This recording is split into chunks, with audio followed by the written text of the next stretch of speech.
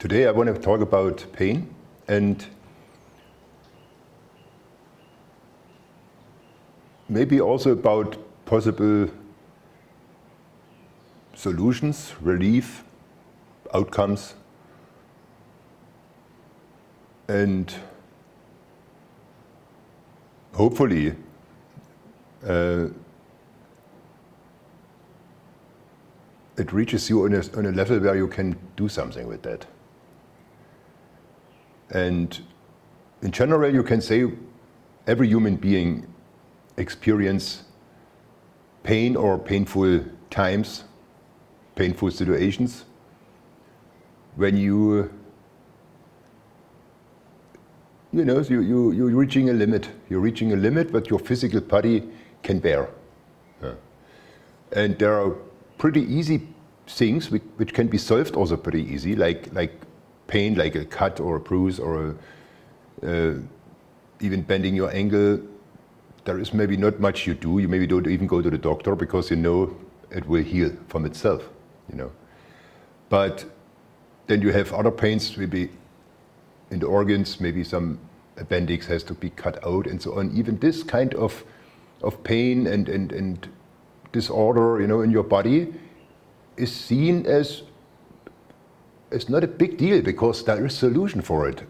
100,000 times done before, so you go to the hospital, you feel pretty relaxed. Maybe you have a little bit of nervousness, but everybody, and you know, it's usually nothing big. It's not a big deal, So this pain is easy to get rid of because this is something you know and it's something you have an immediate solution for it. Either you wait until the cut heals or you go to the hospital and they do something about it, which makes sense to you. No. Then of course you have the hidden pain, like the pain bodies who sit in your body somewhere, hidden. You don't even know about it sometimes, most of the time actually. And sometimes you're wondering what happened to you because out of your normal state, which you think you are, you're getting distracted and then you react in some way more aggressively, or you argue with somebody about something, or you are, even you don't have to speak, you sometimes inside you can feel some anger, some tension towards usually something outside of you. Some other person, some changes which are around you, and you cannot really, you don't know how to deal with that, and then you're building up resistance in yourself, and perhaps this is the pain I want to talk about it because it's something which is not so easy to get rid of. It's something, it sometimes stays with you over a long period of time or even longer. Maybe the whole life. You never really realize that you have this special pain in you which makes you, or which limits you to the person you think you are right now. And usually, if there is not much resistance and not much problems in your life and everything runs smoothly and you are in a situation where you don't face your personal limit in some way, usually you do not take a lot of action. And sometimes there is some impact from outside which you cannot master. There is divorce, there is financial bankruptcy, sickness. There can be many things who depends on what your kind of pain also is, what do you react to?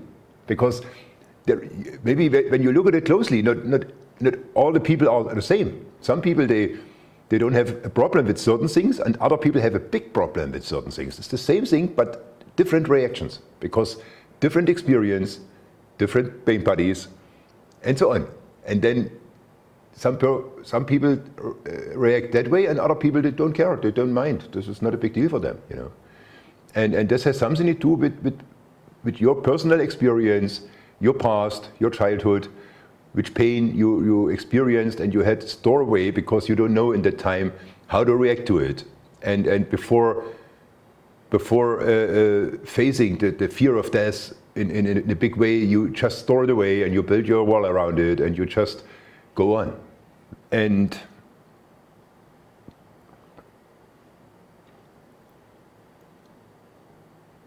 if I talk about the absolute, the emptiness, nothingness, usually when you hear those words, then you can assume that there is no pain. Because if there is nothing, there is no pain. I mean, this is even intellectually understandable. If there is no resistance, no impact, nothing, then there is no pain. Yeah. But in our body, in our physical limitation, we can experience pain, which is maybe not, which does not find any relief, because there is no way out, because we don't know the way out. Yeah. And now you. I want to tell you a story. You know, I want to tell you a story which I experienced myself, and maybe that gives you some idea how things can change. When I was 15 years old, I grew up in East Germany, in the GDR, and I grew up, let's say, with not much limitations. I lived with my mother. My father was not there. Never. He was never there, actually. When I was a child, and I grew up with my mother, my grandfather, my grandmother, and I do not have much limitations. I just, you know, I'm running around and felt pretty free, even if I grew up in the communist state in the GDR. And as older I get, as more I questioned my freedom, which I had, because I saw the walls. I know I cannot jump over the wall because it was dangerous. I maybe get killed or go to prison, and in some way it felt uncomfortable in me, and I was searching for a solution, and I was, at that time the solution was jump over the wall, find a way out of it. And of course when you 14, 15, you talk about it, you know, because you want to, I wasn't afraid about talking, you know, because I said, hey, why not? I talked to friends and even to my mother at that time and said, hey, I want to go out here. Sometimes, you know. And in the GDR there was a big net of spies also everywhere being the spies, and you could never be sure that you are, even when you say something, that nobody hears it and bring it forward to somebody who may be in charge, you know. And so that happened to me. I was talking, and then one day in school, 7:30 in the morning, the two men in Seville, they showed up and they talked to my teacher and said, here we have to meet that guy, we have to talk to them. And they questioned me after that for 12 hours. And I wasn't, at that time I was not afraid, because I said, hey, yes, I talk about escaping, but at the moment I don't want to do it because I'm getting over it, and I have a girlfriend, and everything was for me in that time in order, because I didn't follow that. There was not such an intense urge in that time to go out of the country. But they didn't believe me, and at midnight they put me in prison. You know. And that was the first time in my life I experienced physical limitation to my freedom. And I couldn't understand, you know, I couldn't understand. And I was screaming, and I was crying, and I was shouting, and it goes on for days, you know. And finally I decided to kill myself. I had suicide thoughts, and I started cutting with a knife on my arms and things like that, because I don't want to live that way. No. And as soon as they realized that, they improved the security. So they took me out of the cell, put me down in the cellar, on a bed, out of steel, with a mattress on it, no blanket, nothing. And they just handcuffed me to the bed. And my foot, my hands, I was cuffed completely. I couldn't move. I was laying there. And I getting even more angry. I start screaming and shouting, but nobody came. Nobody talked to me, nothing. I was there for 2 days, 2 nights. I don't know how many hours I screamed and so on, but there came the time when I was so tired and so exhausted that I gave up. I surrendered to the situation. I calmed down and I just had no energy anymore.